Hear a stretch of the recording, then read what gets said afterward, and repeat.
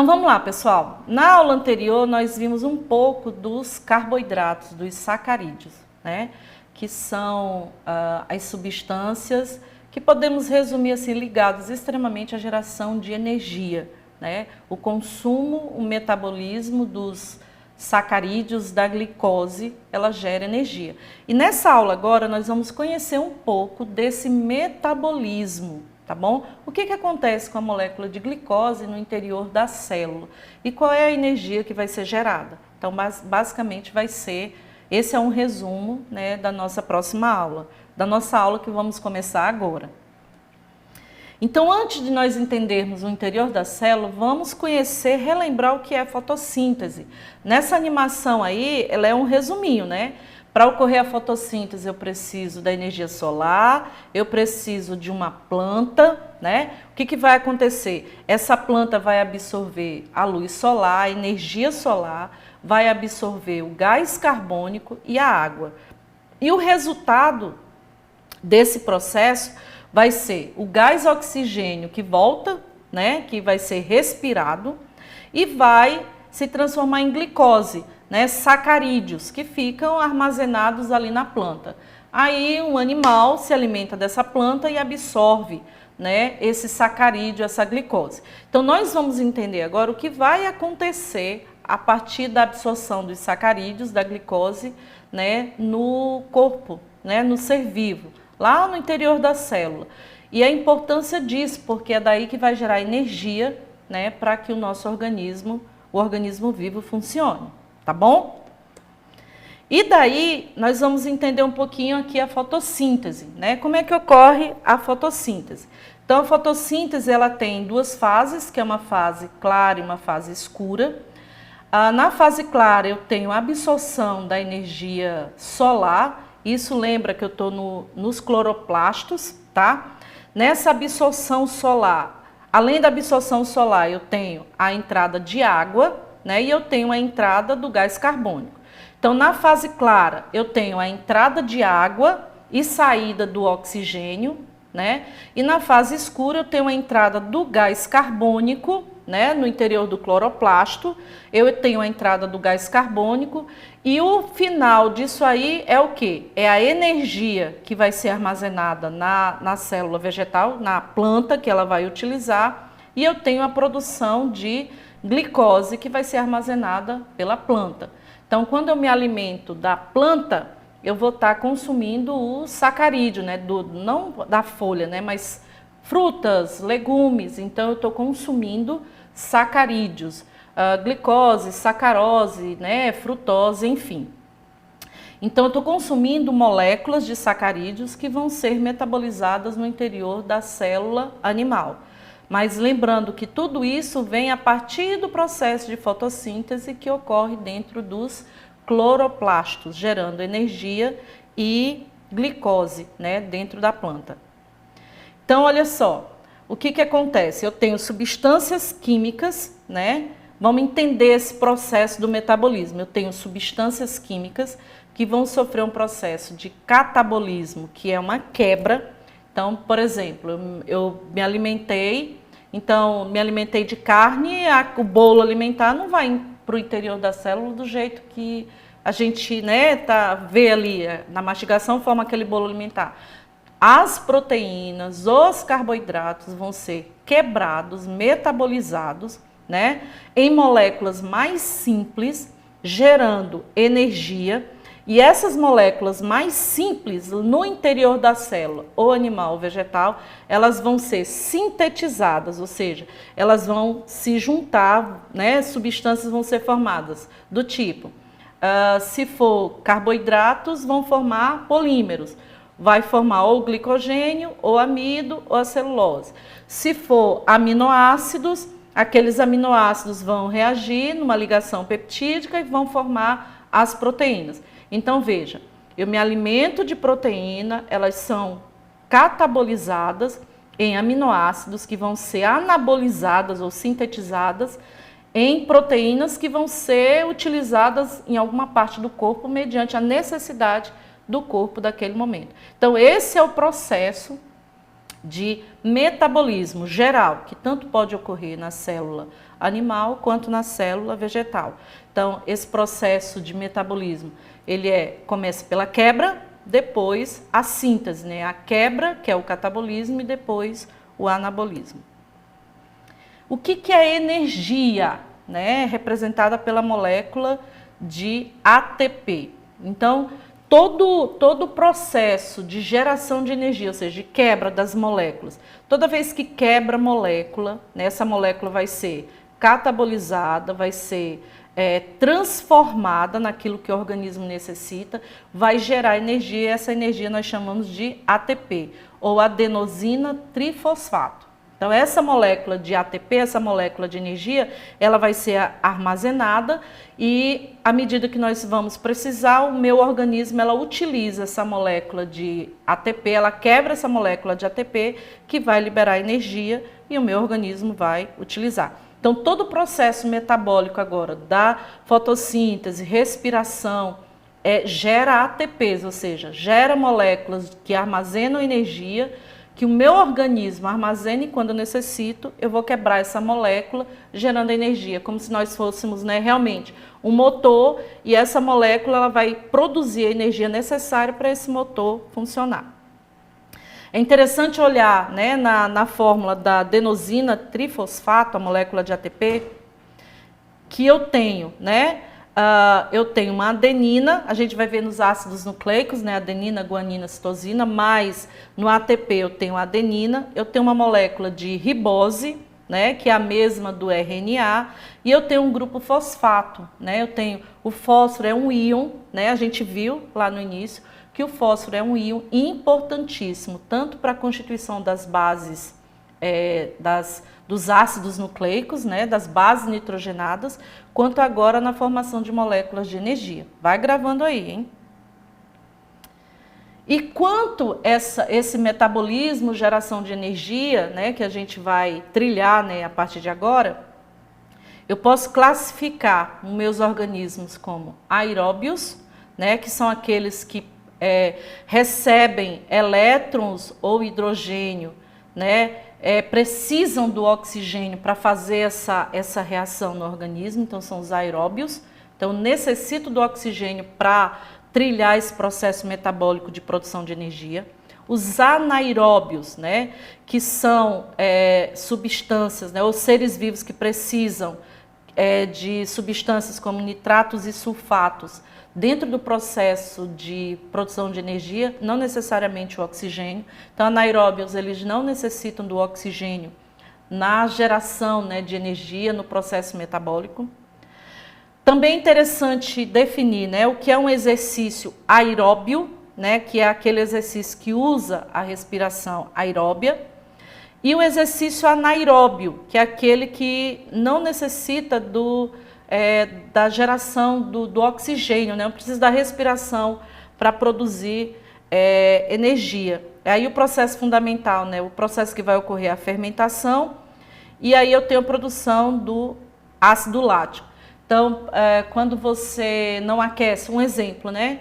Quando não vai executar um determinado exercício, não há um aquecimento prévio, aquele tempinho para fazer os músculos, né, se aquecerem, a respiração se adaptar, e ele é feito, né, sem esse processo de aquecimento, o que vai acontecer? O exercício vai ser feito, mas a oxigenação foi insuficiente, e aí eu tenho o início de um processo de fermentação e produção de ácido lático.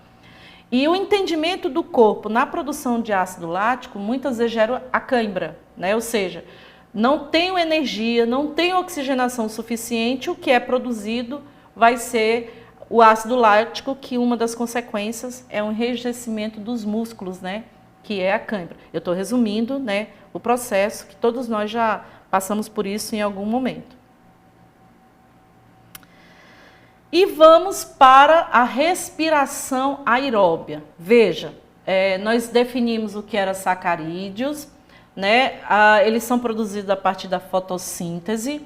Então, a fotossíntese produz glicose. Nós nos alimentamos da glicose e do oxigênio liberado lá na fotossíntese.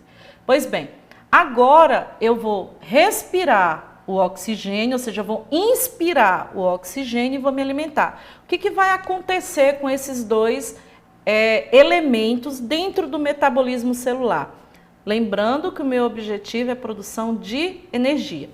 Então, a gente vai lá para o interior da célula, para uma organela chamada mitocôndrias. Acho que você lembra, né, das organelas celulares. A principal função da mitocôndria é a respiração celular. Então, o que acontece?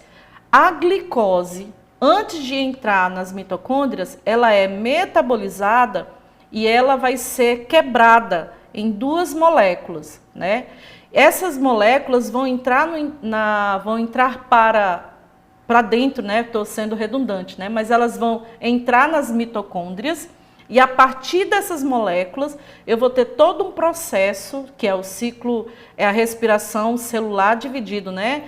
No ciclo de Krebs, e ao final eu vou ter a geração de energia, devolve gás carbônico para a circulação sanguínea e eu tenho produção de água e energia, que é o que a gente vai ver a partir de agora. Então, tudo começa da presença de glicose na circulação sanguínea, né? E essa glicose vai parar nas mitocôndrias. Primeiro processo, né? Que é a respiração celular. Como é que acontece a respiração celular? O resumão, né?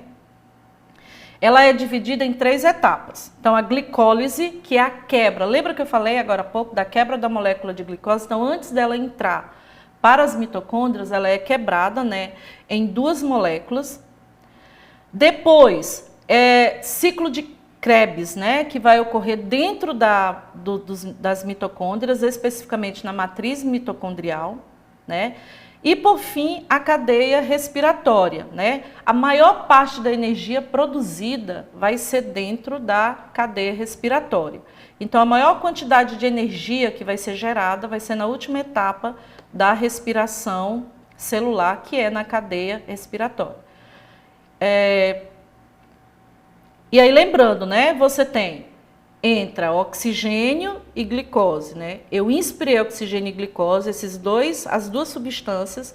A glicose vai ser quebrada antes no citoplasma e aí as duas cadeias, né, que são os ácidos criados, vão entrar para dentro das mitocôndrias junto com o oxigênio, né? A partir dessa síntese gerar energia, água que é devolvida para o organismo, né? A gente vai precisar da água, a gente armazena e energia. E aí esse quadro aqui, ele traz mais ou menos o resumão das 3 etapas. Aí eu peço que vocês, né, com mais tempo, olhem detalhadamente, vejam o que acontece e lembrando, né, que o objetivo é gerar energia que vai ser absorvida, né, armazenada e absorvida e utilizada pelo organismo.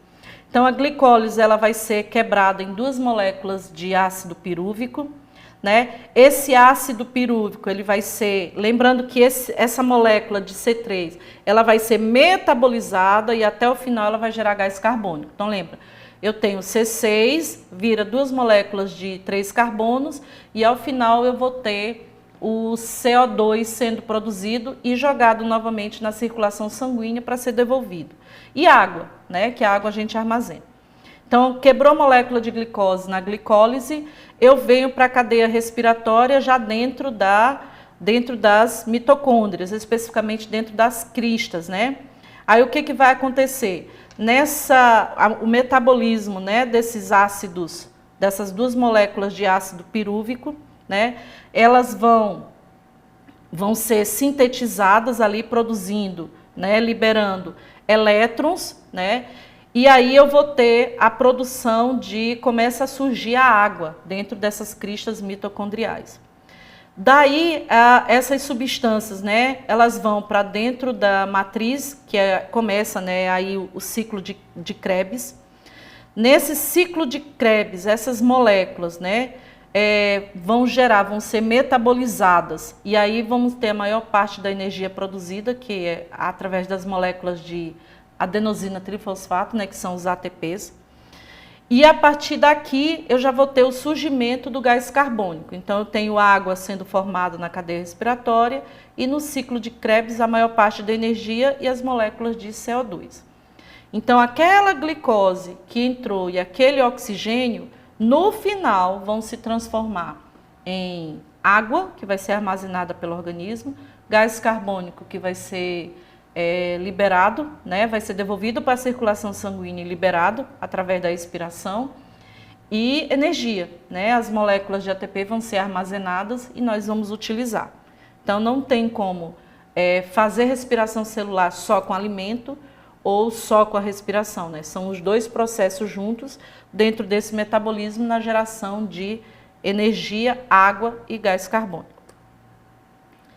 Então, a glicólise, né, é a quebra da glicose. É sempre importante a gente, né, relembrar isso em ácidos pirúvicos, ou seja, uma molécula de 6 carbonos dando origem a moléculas de 3, 2 moléculas de 3, né? A início eu tenho a formação de 2 ATPs. Lá na cadeia respiratória eu tenho um total, somando tudo, eu vou ter a formação de 36 moléculas de energia, 36 ATPs, tá? E caso esse processo, lembra daquela prática de exercício sem respiração, quando não acontece com oxigênio, o produto final é o ácido lático e etanol, né? Então, o ácido lático no nosso organismo pode originar a cãibra, né? Que é um processo de a falta de oxigenação, né, nesse momento de prática de exercício. Mas no final, né, para a gente entender que esse metabolismo da glicose ele vai gerar no total 36 moléculas de energia. E é essa energia que faz com que todo o nosso organismo e os demais, né, os demais processos ocorrem. E aí, só para a gente conhecer, né, um pouquinho da fermentação. Então, a fermentação ocorre sem o oxigênio, né? O metabolismo da glicose na respiração aeróbica ocorre com o oxigênio. Então, eu tenho formação de água e CO2 com presença de oxigênio. E a fermentação não. Eu tenho a quebra da molécula da glicose, né, formando os ácidos pirúvicos. Os ácidos pirúvicos vão ser metabolizados, se transformando em moléculas de álcool, né, e moléculas de ácido lático. Nesse processo, você não vê o gás oxigênio entrando. Então, o CO2 é formado, liberado, mas eu não tenho a entrada do oxigênio, né? Nesse processo não houve formação de água. Então, faltou oxigênio no processo. Ao invés de só formar água e CO2, eu vou ter formação de 2 subprodutos, que pode ser o etanol e o ácido lático, tá? O etanol, vamos pensar na fermentação da uva, né? É um processo que vai ocorrer sem oxigênio, e aí eu vou ter a formação de um álcool, mas um processo organizado para a formação de álcool, né? No nosso organismo, quando isso acontece, eu tenho como consequência visual, que é a cãibra, né? E é isso, pessoal. Um resumo, né, desse metabolismo. Façam suas leituras, tá bom? E nós vamos continuar, né, nessa caminhada nos compostos orgânicos, né, com proteínas e lipídios, tá bom? Mas nós vamos nos ver na próxima aula.